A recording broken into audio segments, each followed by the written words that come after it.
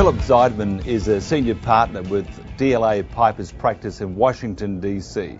He was recently named Global Franchise Lawyer of the Year at the Who's Who Legal Awards for the fourth consecutive year. Philip, nice to see you. Delighted to be back. What took you to Washington? I mean, obviously you like the political life and the intensity, but what actually took you there?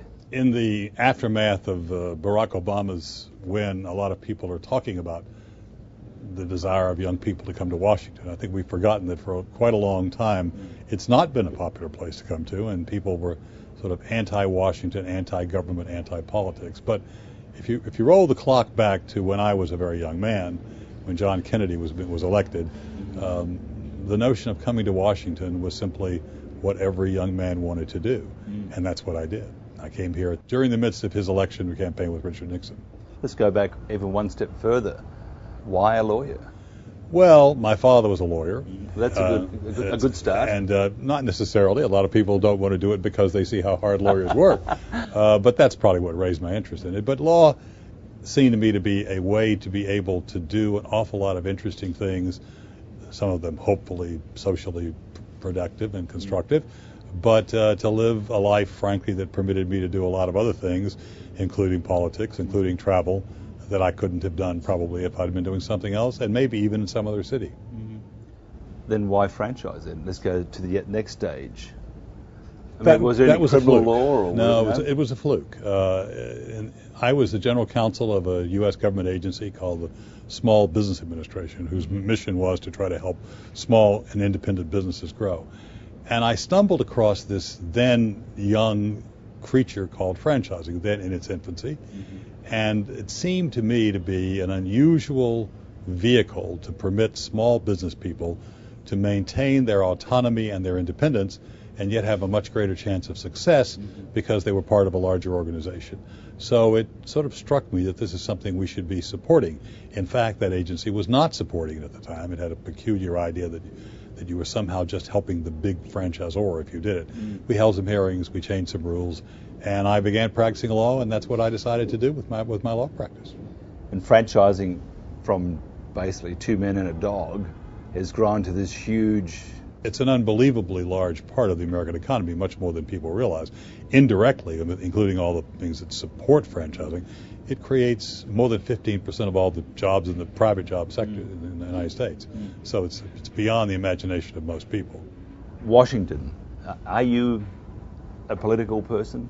I was a political junkie from a child. I mean, my family was very much interested in politics, and it seemed to me to be a great opportunity to come and be part of something. And so when I first came to Washington, I was with the government. I was a trial lawyer trying antitrust cases, and then I became part of another government agency and became head of the Small Business Administration legal staff. And then I began to work for a political figure, and in those days we were not quite so scrupulous about dividing whether you were working for the government or doing politics on the side. We're a little more careful about it today.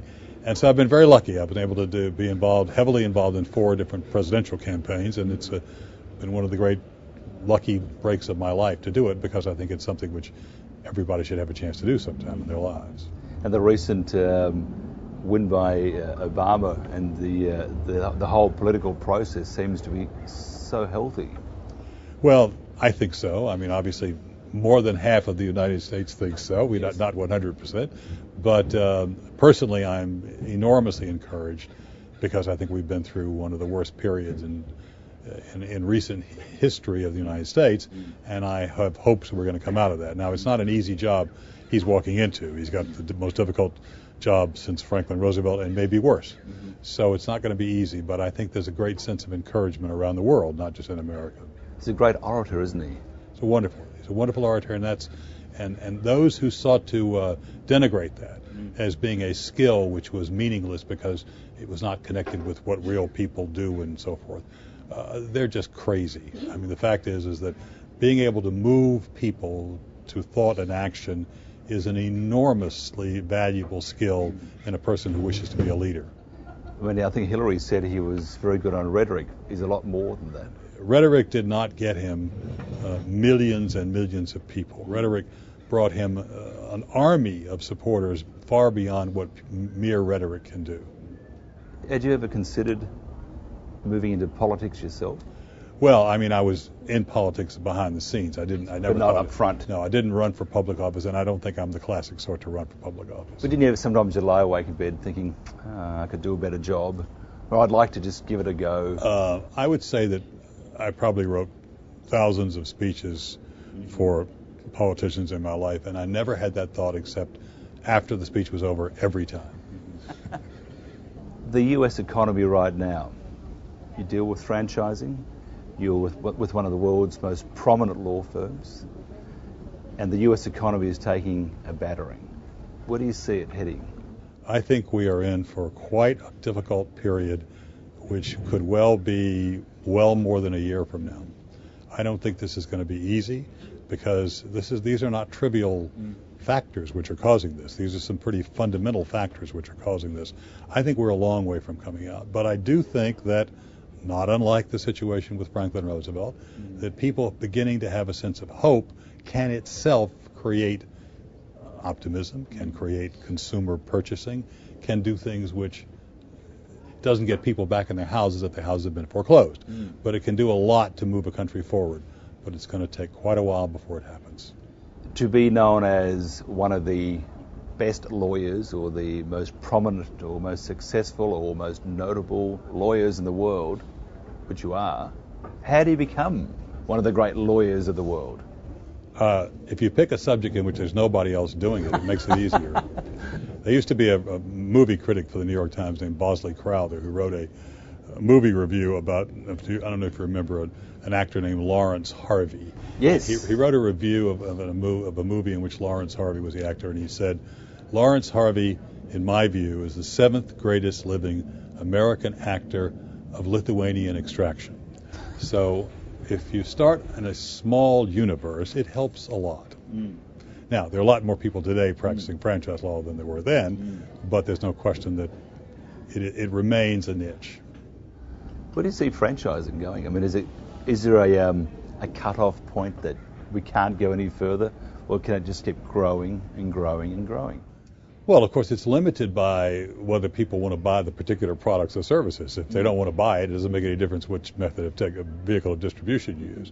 But assuming that there's a product or service that people want, it is an amazingly flexible tool which can be applied to virtually any product or service in terms of a method of distribution. That's what it is. It's not an industry. It's a method of distribution. And I don't see much in the way of a ceiling placed on that. As far as international expansion, what we're seeing is that despite other factors at work, there is an increasing hunger for Western goods and services. There is a growing middle class who want to be part of what they see to be a phase of modernity, which they can move into by being part of that consuming culture. So I think that the growth of cross-border franchising is especially bright.